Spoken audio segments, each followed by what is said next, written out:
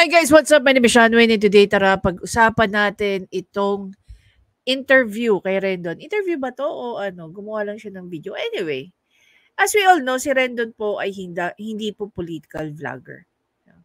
Pinagmamalaki niya na siya raw ay isang boses ng bayan, motivational speaker, and so on and so forth. Kung kayo tatanungin ko, naniniwala ba kayo na siya ay boses ng bayan at saka motivational speaker? And while I was watching this video, puro goosebumps ang inaabot ko. Kinikilabutan ako dito sa mga pinagsasabi dito ni Rendon. Naalala ko tuloy, bigla nag-flashback sa akin yung mga pinaggagawa niya prior to this video. Panoorin muna natin siya at pag-usapan.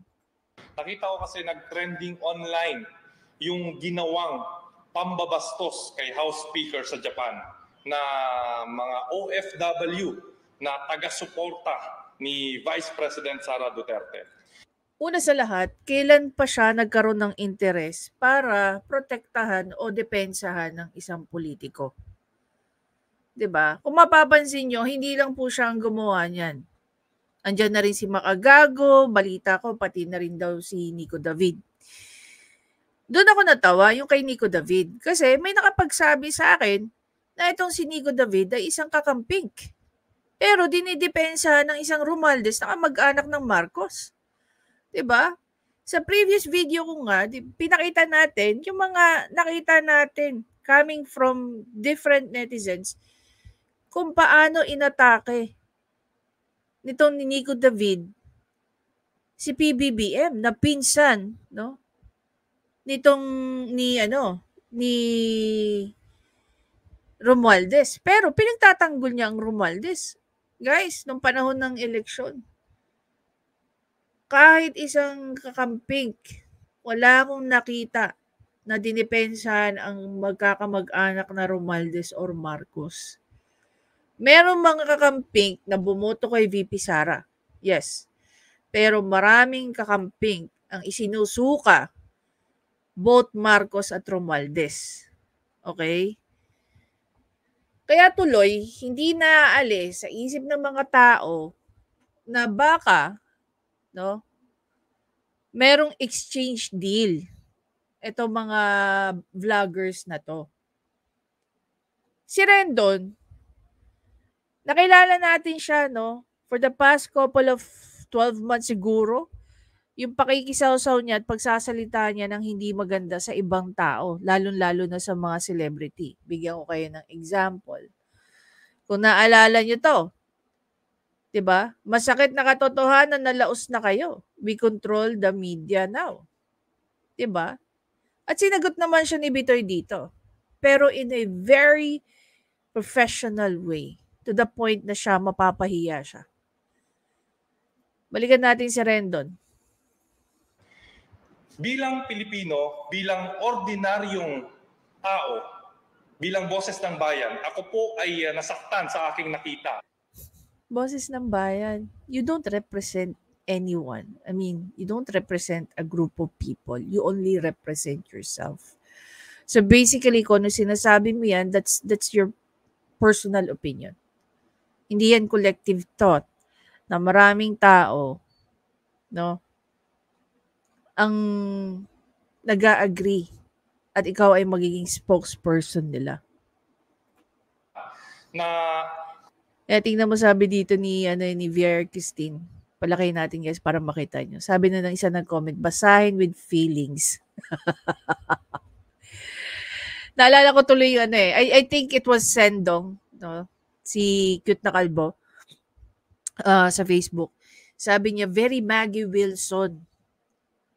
Binabasa, scripted. Sabi nga nitong isa, may teleprompter. Yan. Balik ka ba sa eskwela kapag nalaman mong may GMRC na, sabi ni Chami? Kapwa Pilipino pa natin ang naninira sa kapwa Pilipino. Kapwa Pilipino pa ang naninira sa kapwa Pilipino natin. O, diba? Coming from Rendon. Balik tayo. Sakit nga nun, isang mataas na leader ng ating bansa ang ginanon nila. ayoko sanang manormalize or maging palaging ganito na maging kaugalian natin na manira or mambastos ng kapwa. Ah?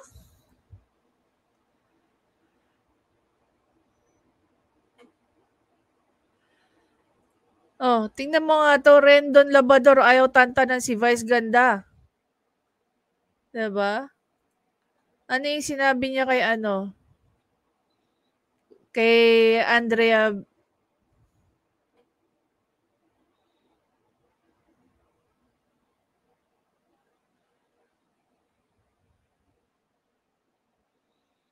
Tingnan niyo yung ginawa niya kay Vice. Yan, tingnan mo.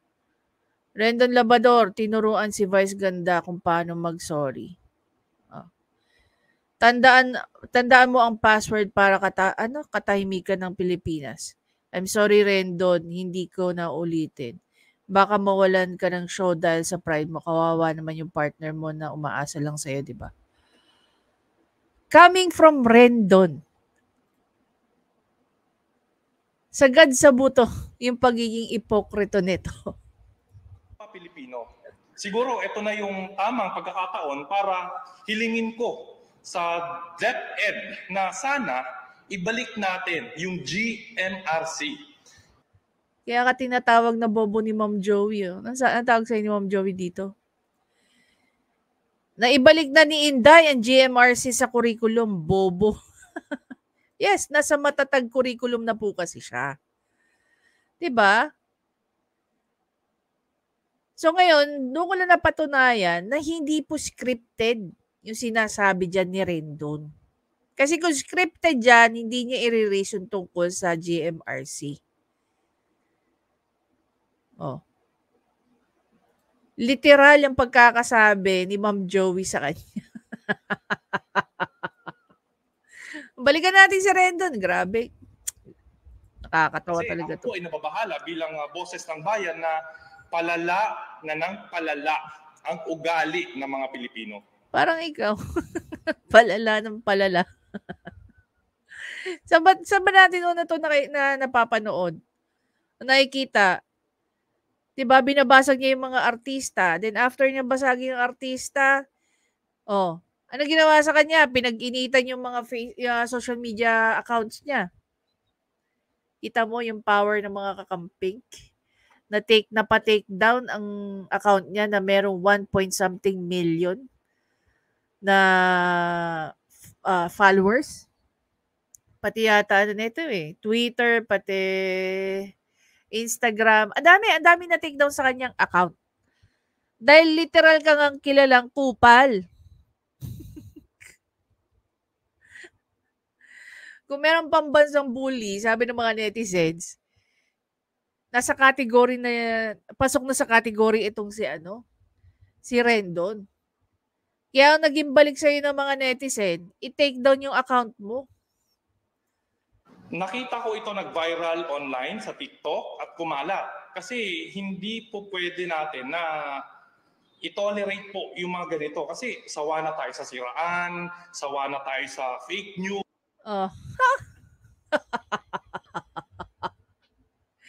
Sawa na daw sa fake news. Nagpakalat ka nga lang ng GMRC for not knowing na meron ng GMRC sa matatag curriculum, di ba? Balik daw. Sana yung mga ganitong mga taga-suporta or fanatiko ng mga politiko, pagsabihan natin. Huwag sanang... Pagsabihan mo sarili mo, Rendon. Supporter ka ba o fanatiko? O may exchange deal ka dyan kay Romualdez? Kaya ka biglang tumambling at nagsalita, no, bilang defender ni Romualdez. Alam mo, nakakatawa dyan kasi even kay PBBM, no, ginawa rin naman yon. Same place, same person. Pero bakit si Romualdez lang ang pinagtatanggol ni Rendon dito? Maging ugali na maglabas ng mga ganitong videos na ikakasira ng mga leader ng bansa natin. Sana mamayani po sa atin yung... Alam mo, hindi naman kailangan siraan si Romualdez dahil mismo mga Pilipino dito sa Pilipinas nakikita yung ginagawa niya.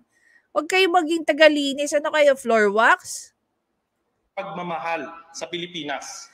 Kaya nga nagre-react ang mga tao dahil sa pagmamahal nila sa Pilipinas eh. We should not tolerate this kind of politicians. At gusto ko rin siyempre bigyang respeto ang naging asal po ni House Speaker Martin Romualdez. Wow!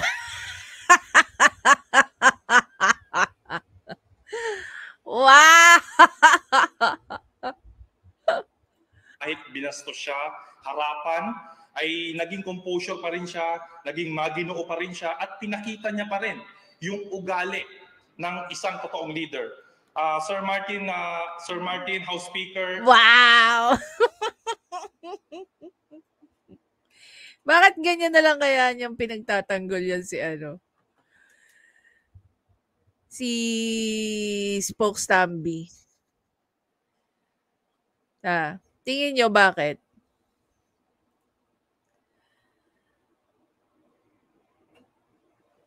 Diba? Tingin niyo bakit? Gusto niyo ba tapusin o gusto niyo ipakita ko na kung bakit? Maraming salamat po sa inyong ipinakita. Nakuha mo po ang respeto ng taong bayan. Yes, Lord!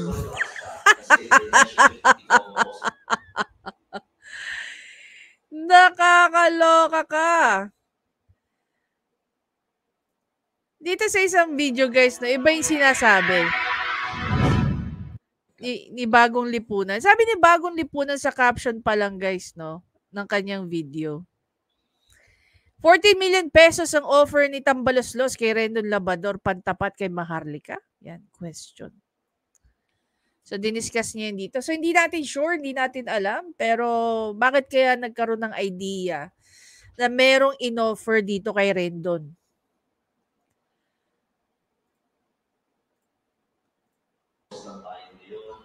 Bakit? Dahil sa influence mo, kahit paano sa social media, saka, syempre sabihin nila, bakit ka sumasosok dito? Yun kasi ang aking advocacy. Binigyan niyo ako ng boses ngayon. Ako po ay No. Nobody gave you. Nag-epal ka lang dyan. Sino sa inyo nagbigay ng boses dito kay Rendon? Comment kayo dyan sa baba. At least kahit isa. Or 2, 3. Ilang milyon ng Pilipino dito sa Pilipinas? Sino nagbigay ng boses dito kay Rendon? Nagbabagong buhay. Ngayong 2024, gusto kong gamitin yung influence, boses na ibinigay niyo sa akin para i-highlight yung mga personalidad, mga politiko na may ginagawang... Wow! Alam niyo guys, ito lang sasabihin ko sa inyo. When I started out sa political vlogging, nagkakaroon po ng evolution yan. Nag-e-evolve po ang political vlogging. Before, hindi ko naging ugali ang manood or magbasa ng mga news. Okay? Local news.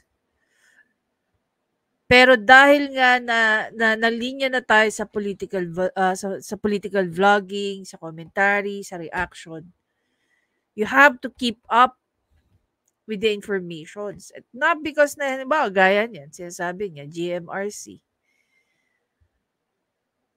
Kaya tuloy na iniinsulto siya ng ibang tao. Kung babasahin mo ngayon yung rito, yung mga comment, coming from you, sabi ni Miss Fe. Ayon kay Zoren, wow. Kala mo naman may GMRC ka, boy. Baka sabihin nyo, sabi ni Zoren, kala mo naman may GMRC ka, boy.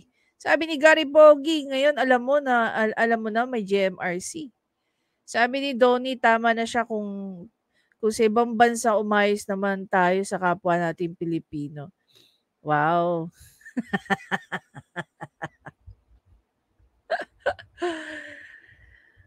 Well, alam mo ako, I was actually, paano ba? I'm neutral dun sa ginawa I'm neutral dun sa ginawa. Pero, nung sinabi nung isang girl, wala akong nakitang mali dun sa ginawa nung guy. Dun sa sinabi nung girl. At least alam ni Romualdez na lahat ng tao, no, or maraming tao, ang pinagmamasdan ng mga galaw nila dyan sa HOR, sa House of Representatives. Gaya niyan, tinanggalan nila ng confidential fund ang mga civilian agency. Okay. Dahil ilalagay daw nila, ire-realign daw nila yung mga funds ng confidential fund going sa activities related sa West Philippine Sea. Pero, nagkaroon din ng mataas na budget, no, increase ang House of Representatives. Ngayon, hinahabol yun ni Coco Pimentel. So, hindi ko alam kung anong mangyayari doon.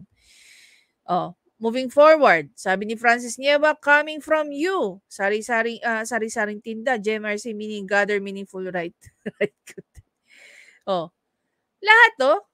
Coming from you. Or karamihan rather. Sorry. The mass media loses credibility when they give platform to this kind of people. Ayan na naman siya. Sabi ni Japs. Go Rendon for president. Parang tanga lang ako. Diyos ko, kapwa Pilipino nga, corrupt sa asa ng GMRC. Ang papel mo, sabi nung Rocky. Sabi ni BG, how much is that dog in the window? Ow, ow. Sabi dito ni IMO2, ikaw ba may natutunan sa GMRC? Tinatawanan ka lang. Diba? Yung pagtatanggol niya kay Romualdez, biglang lumutang itong di umano, may offer sa kanyang 14 million pesos si Tambaloslos. Diba? Para itapat kay Maharlika. O Diyos ko Lord. Kung tatapatan, no, ni Rendon itong si Maharlika, wala. Talon-talo si Tambi dyan. Diba? Kung totoo man na inoferan siya ng 14 million. Walang ROI ito, Tambi. Tapos itatapat mo kay Maharlika. Siguro itapat mo si TP kung gusto mo. Kasi yun lang pwede mo itapat kay Maharlika. Ito si si Rendon Labrador. Wala, ano lang to. Baka garapata nga lang maging tingin dyan ni Maharlika eh. Legit si Maharlika na political vlogger. Marami siyang alam about sa gobyerno. Eto si Rendon, ano to? See? Kayo, pag may nakita kayong mga vlogger na biglang pinasok ang political vlogging, ano may isip nyo doon? Ano yun, ginawa nila out of supporting Romualdez? At kung supporter talaga siya come to think of it guys, no? Kung supporter talaga siya ni Romualdez noon pa man, nagpapakita na siya ng suporta kay Romualdez, why now? Diba? Kahit i-hire ng Team Tambaloslos ang lahat ng malalaking vloggers, hindi magbabago ang tingin ng mga Pilipino kay Tambi. Yun at yun yun. Diba? Yun at yun yun. Walang magbabago doon.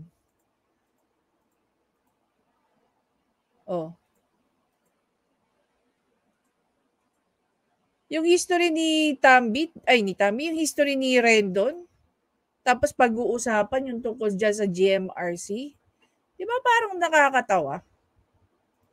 Parang hindi bagay sa kanya. Knowing that prior dyan sa pagsasalita niya, kaya nga tinake down yung kanyang chat, yung kanyang mga social media accounts. Dahil napuno na sa kanya yung tao, kung saan-saan na lang sumasaw-saw tong si Rendon, nakakala mo yung opinion niya sa mga bagay-bagay ay may bilang. And not only that, hindi lahat ng tao, no, natutuwa sa mga pinagsasabi niya. Yung worst part pa doon, wala naman natututunan sa sinasabi niya. Tapos sasabihin niya, motivational speaker siya. Walang nga ma-motivate sa kanya. Ano yung reason prior to this one? Diba? Yung nag-grade sila? Sumama siya? Ano nangyari dun sa nananahimik na police officer? Nire-assign sa ibang pwesto. From spokesperson to back office na siya. Akala nito ni Rendon makakatulong siya, nakadisgrasya pa siya tuloy. Anyway guys, lalo na po doon sa mga tao na mahilig mag-participate sa mga discussion about politics. Do you really think itong guy ni Rendon at saka ni MG, nag-fit sila sa niche ng political discourse or political vlogging? Guys, ang usapin ng political vlogging ay malalim. Hindi lang puro opinion yan. Lahat naman ng tao welcome to join the political discourse, political vlogging. Pero it's not all about opinions lang. Pinag-uusapan dito polisiya, pinag-uusapan dito mga batas, pinag-uusapan, sa tingin nyo itong mga taong to. Diba? Actually, kakakita ko nga lang, ayan. Panoorin nyo, Imagine nyo. Si Rendon, papasok sa political vlogging.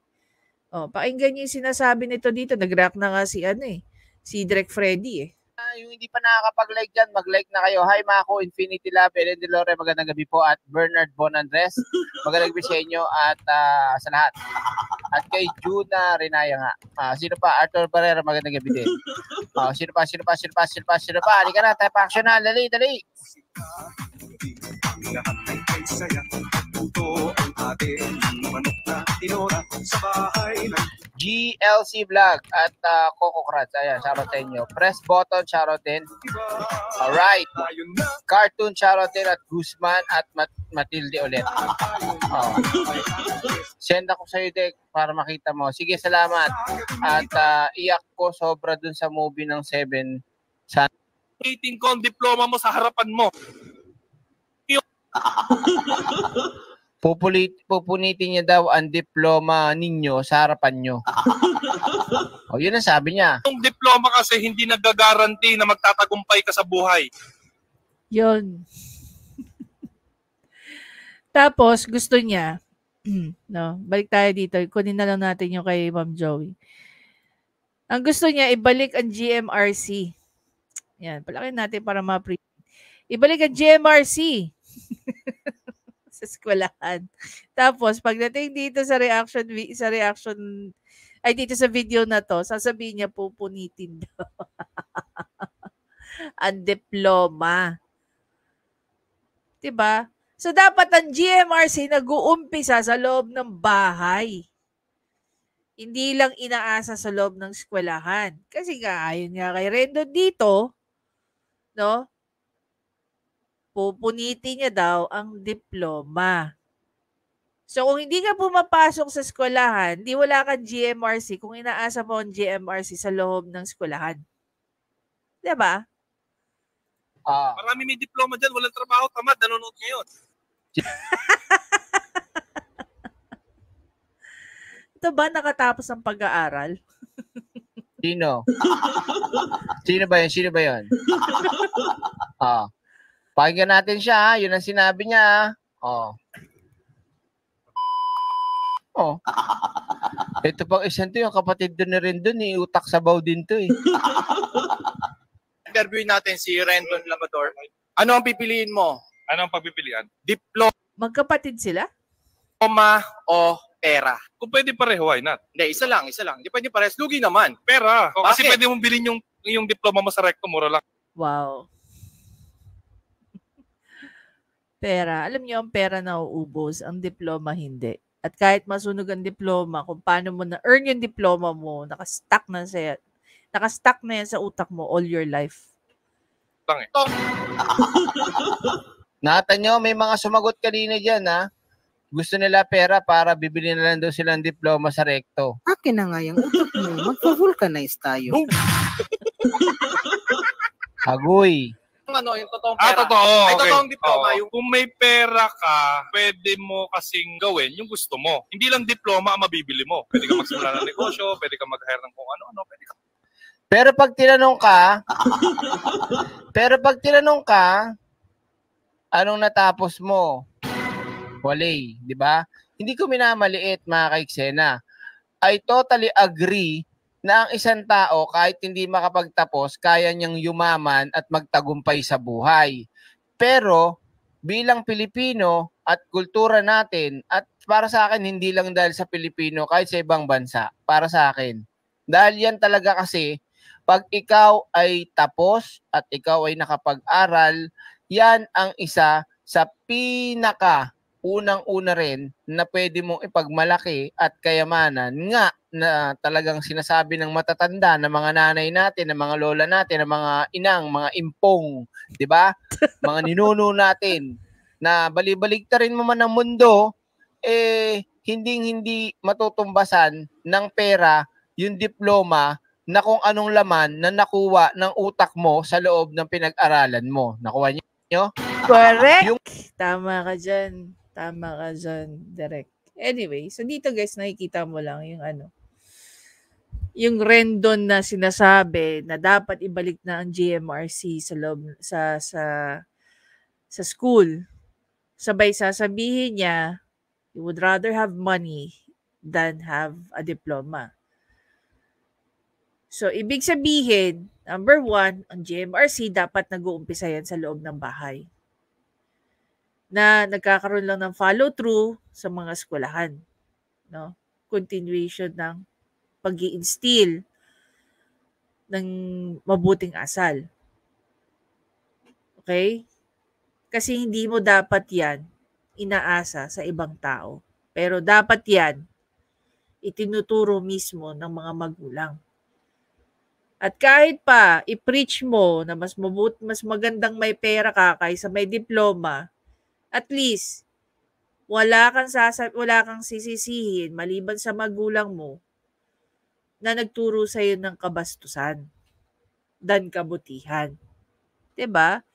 So dito hindi mo alam kung ano pinahalagaan ni Rendon, pera ba o diploma eh. GMRC ba? Alam mo yun?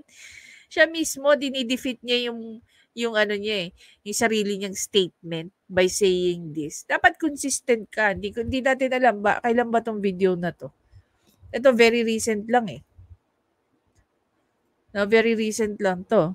So again guys, even before I end this video, kung kayo tatanungin ko, yung mga gaya ba ni Rendon na influencer, malalaking pangalan na vloggers, maniniwala ba kayo na itong mga to ay sinusuportahan yung mga pangalan na binabanggit nila?